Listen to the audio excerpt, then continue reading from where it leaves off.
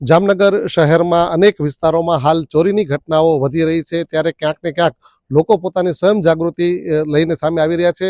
આજકાલની ટીમ જામનગર શહેરના જે હાપા વિસ્તારમાં વોર્ડ નંબર 11 છે ત્યાં પહોંચી છે. આપ દ્રશ્યોમાં જોશો અત્યારે રાત્રિના 2 થી 5 વાગ્યાનો સમય છે અને જે રીતે 15 થી 20 જેટલા યુવાનો અને વડીલો ઊભા છે. આપને જોઈને અત્યારે લાગશે કે રાત્રે 2 થી 5 વાગ્યાના સમયમાં શું કરે છે આ લોકો, પરંતુ આ લોકો જે છે એ પોતાના વિસ્તારની રક્ષા કરી રહ્યા છે. પોતાના વિસ્તારમાં જે રીતે ચોરીનો ભય હોય અને ક્યાંક ને ક્યાંક જાનમાલની પણ નુકસાનની તેમને ચિંતા હોય, ત્યારે અત્યારે આપ જે રીતે આજકાલના દ્રશ્યોમાં જોઈ શકો છો, તમામ લોકો જે છે આ રીતે છેલ્લા 15 દિવસથી આ રાત્રિના 2 થી લઈને સવારે 5 વાગ્યા સુધી જાગે છે.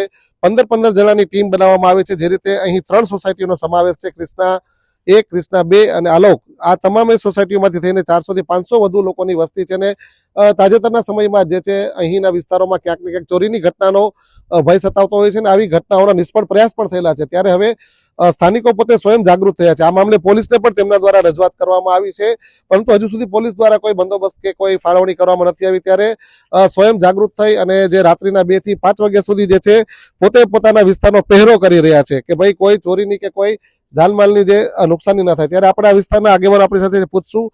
ભૌતિકભાઈ, શું કહેશો, કઈ રીતે તમે આખો પહેરો કરીએ છીએ, આખી ઘટના શું છે?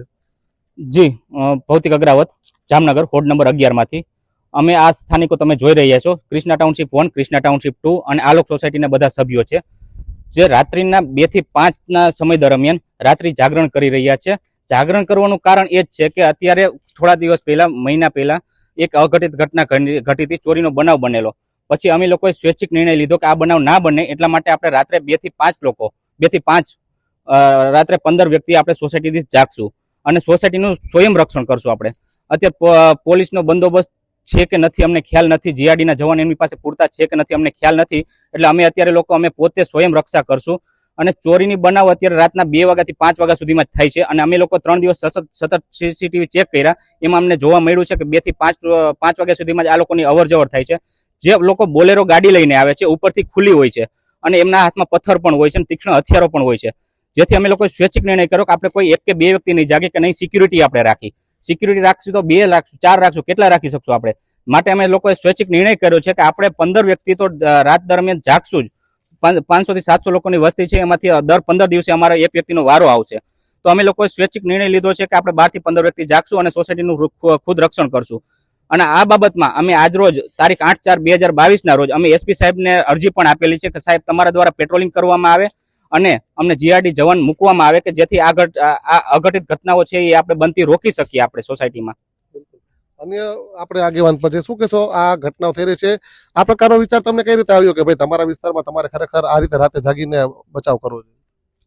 ખરેખર તો ઓચિંતાની જે ઘટના બની સોસાયટીમાં, એટલે થોડો 1-2 દિવસ તો સોસાયટીમાં પણ થોડોક ડરનો માહોલ રહ્યો. અને પછી અમે બધા મિટિંગ કરી 3 સોસાયટી વચ્ચે, બધા સભ્યો મળ્યા અને એક ચર્ચા ઉપર આવ્યા કે ભાઈ હવે આપણે શું કરવું એમ. કારણ કે જેમના ઘરે જે ઘટના બની હતી એ પરિવાર તો એક ડરના માહોલમાં હતો કે ભાઈ ક્યારે શું થશે એને ખબર નહોતી.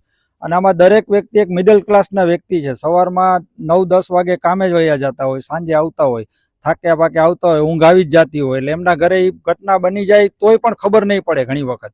એટલે અમે નક્કી કર્યું કે ભાઈ આપણે 3 સોસાયટી વચ્ચે 10 થી 15 જણા દરરોજ જાગશું, આવો અમે એક નિર્ણય કર્યો. પ્લસ રોડ ઉપર અહીંયાથી રસ્તામાં ક્યાંય લાઇટું નહોતી, એ પણ અમે લાઇટું ચાલુ કરી કે કોઈ આવે તો ઓચિંતાની ખબર પડે.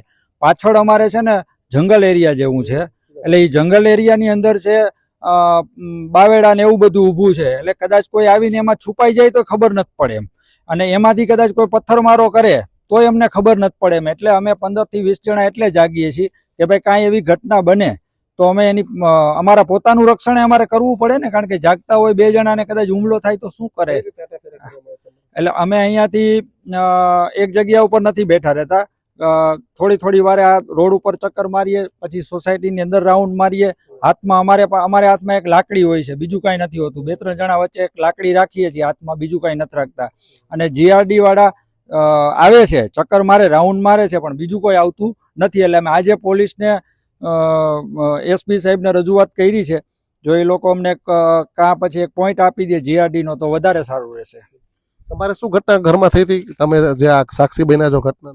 હા, મારા ઘરમાં 15, 20, 22 માર્ચના રોજ 5:30 વાગ્યાના આસપાસ પાછળના ભાગમાં ચીતરીનો ભાગ ખુલ્લો છે બાયવાડીની સાઈડ, ત્યાંથી 2 જણા પાછળની સાઈડથી કૂદીને ઘરમાં અંદર આવી એવું લાગ્યું. પછી લાઇટ ચાલુ કરી અમે અને ડરી ગયા. પછી તે લોકો ભાગી ગયા બહારની સાઈડથી, એટલે કોઈ નજરમાં ના આવ્યા. એટલે આ રીતના એ પછી 2 થી 3 દિવસ અમે કેમેરામાં ચેક કર્યું તો 2 થી 3 દિવસ કન્ટિન્યુ ગાડી આવતી હતી સોસાયટીમાં. એના પછી અમે આ જાગવાનો નિર્ણય કર્યો કે છેલ્લા અમે 15-20 દિવસથી કન્ટિન્યુ જાગીએ છીએ રાતના 2 થી 5 વાગ્યા સુધી. અને આ નિર્ણય અમે કર્યો અને અપીલ કરી છે કે ભાઈ આ રીતના ક્યાં સુધી અમે જાગી શકશે, કે પોલીસને રજૂઆત કરી છે કે ભાઈ કોઈ જીઆઈડી નો જવાન અમારે ત્યાં મૂકી દે. આપે જોયું આજકાલની ટીમ પણ અહીં પહોંચી છે. કૃષ્ણા ટાઉનશીપ 1, 2 અને આલોક સોસાયટી છે કે જ્યાં 400-500 ની વસ્તી છે. મહત્વનું છે કે છેલ્લા થોડા સમયથી જે અજાણ્યા શખ્સોની અવરજવર વધી છે અને ક્યાંક ને ક્યાંક ચોરીના પ્રયાસો પણ થઈ રહ્યા છે. ત્યારે પોતાના જાનમાલની રક્ષા કરવા માટે જામનગરમાં જે છે આ વિસ્તારના લોકો દ્વારા નવતર અભિગમ અપનાવી રાત્રિના 2 થી સવારના 5 સુધી જાગરણ કરવામાં આવ્યું છે. પરંતુ મહત્વનું છે કે આ રાત્રિ જાગરણ ક્યાં સુધી? ખરેખર આ મામલે પોલીસે પણ પોતાનો એક રોલ નિભાવીને અહીં આ લોકોને રક્ષા આપવી એટલી જરૂરી બને છે. મુસ્તાક દલ, આજકાલ ન્યૂઝ, જામનગર.